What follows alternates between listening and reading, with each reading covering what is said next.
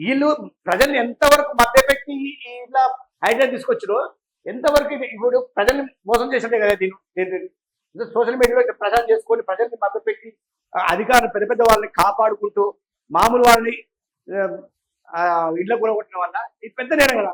మరి వీలాంటికి వాళ్ళకి ఎలాంటి శిక్ష చేయాలి? మామూలుగా చిన్న చిన్న అట్ల మీకు ఏమైనా చేసిన వాళ్ళైనా ఎవరైనా నోరు దారి మాట్లాడినా ఇంకేదో చిన్న అట్టకే అసలు బయటికి రాని కేసులు పెట్టి వాళ్ళు అనగదొక్కుతున్నారు. మరి వీళ్ళు ఏం చేయాలి?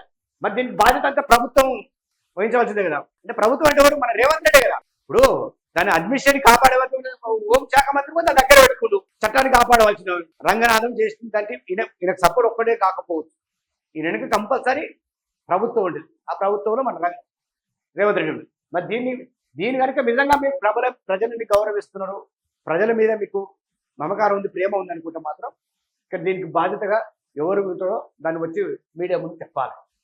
అట్లా రియల్ ఎస్టేట్ రంగాన్ని మొత్తం కుప్పకూలిపోవడానికి కారణం అదే.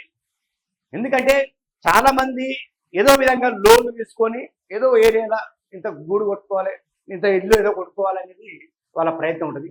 ఇప్పుడు ఈ హైదరాబాద్ ఏంటంటే అది ఎవరు కొందామని పోయినా కానీ ఇది ఏ జోన్లో ఉంది, ఎట్లా ఉంది, దీన్ని మన హైదరాబాద్ ఏమైనా కూలగొడతారా, ఏం చేస్తారు, మళ్ళీ ఇన్ని డబ్బులు పెట్టి నేను ఏం చేసుకుంటే నా పరిస్థితి ఏంటని చెప్పేసి ఎవరు కూడా ముందుకు రాకపోవడం, రియల్ ఎస్టేట్ మొత్తం పడిపోయింది. అలాగనే బ్యాంకు వాళ్ళు కూడా వీళ్ళకి లోన్ చేయడానికి కూడా సంకోచిస్తున్నారు. ఇదంతా ఎందుకు భయపడుతుంది పబ్లిక్ అంటే మంచి మంచి విల్లాలు ఎంతో అప్పో సంపలేదు విల్లాలు కొనుక్కురు, అపార్ట్మెంట్లు కొనుక్కురు, పెద్ద పెద్ద కూడా కొట్టు రేపు కొన్ని 30-40 ఏళ్ళ కింద కట్టుకున్న ఇళ్ళను కూడా కూడగొట్టారు.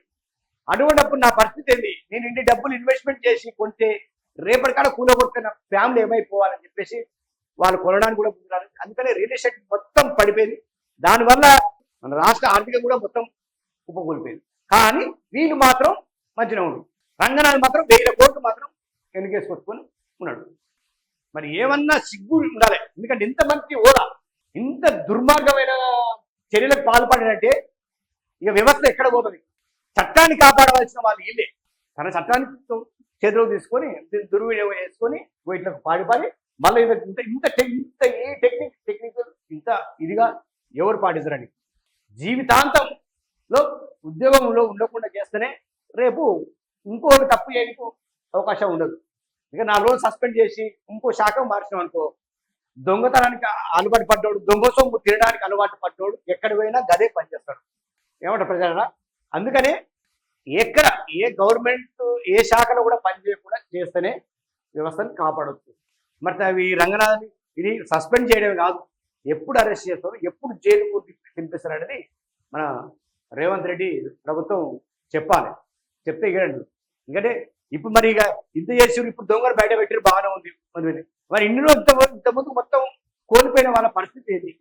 వాళ్ళకి ఎలాంటి న్యాయం చేస్తారు, ఏం చేస్తారు?